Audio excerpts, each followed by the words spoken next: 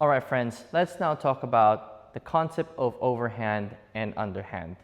So whenever we're starting rope flow or whenever we're doing rope flow, most of the patterns will have an overhand and underhand variation. Now, what is overhand and underhand? Now, think of like overhand as you're throwing something over your head, and then underhand would be more of like you're bowling something or you're scooping something. So we're gonna do those movements with the rope. So what I want you to do is you're gonna grab your flow rope or your rope, okay? And we're gonna put the handles of your rope on one hand, okay? And what we're going to do is we're gonna do an overhand roll, or basically we're making a forward loop with our rope, okay? So what I'm trying to do now is I'm trying to just make this circular motion with the rope that's going forward. So this is what you call an overhand roll, okay? And now I'm doing this on my left side, all right? Okay, and I want you to just get familiar with this, okay? So obviously this is overhand, and now reversing it would be underhand. So when I say underhand, it's kind of like a reversed loop. So we're now bringing it backwards. We're bringing the loop backwards. Now, if you do notice, like I'm keeping the rope on my right side, on my left side rather, okay? And I'm just keeping it here, and I'm trying to keep it on that straight line. Now, I usually tell people that when you're doing rope flow, okay, I want you to imagine, I want people to imagine that they are standing in between train tracks. Okay, so if you're gonna imagine I have a train track here on this side and a train track here on this side. So I'm in between those train tracks.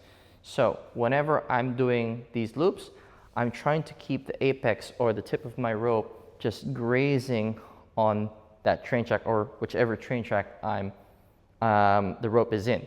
Okay, so if I am going to do an overhand loop or overhand roll on this side, I'm trying to keep that rope or the tip of my rope just touching that side of my train track, okay? So what I want you to do is I want you to just get familiar with doing an overhand roll on one side, okay? And then an underhand roll as well, okay? And what you're going to do next is obviously, because we're training symmetry here, we're trying to train symmetry and we want to be balanced on both sides. I'd like you to try doing it on your other side as well. So you're going to put both handles of your rope on your other hand, and you're going to do that forward or overhand roll on this side. Okay, so notice I'm still trying to keep it on this train track, on my train track rather. Okay, so this is an overhand roll, and then as I reverse it, this is an underhand roll, okay? So you could start off with this, okay? And I'm just gonna show it to you on a different side. So if I'm here, train track on this side, and there's another train track on this side. So overhand would mean I'm doing a forward roll, okay? And then underhand would be reversing it, I'm making a backward roll, okay? Okay, so regardless, wherever you're facing, overhand would be, think of like going forward. So do it this way. And then underhand would be this way.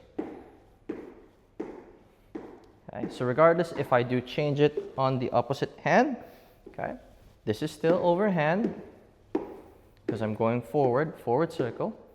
And then this is underhand. I'm trying to scoop with my rope. Scoop, scoop, scoop, scoop. All right? I hope this helps, and I'll see you on the next one.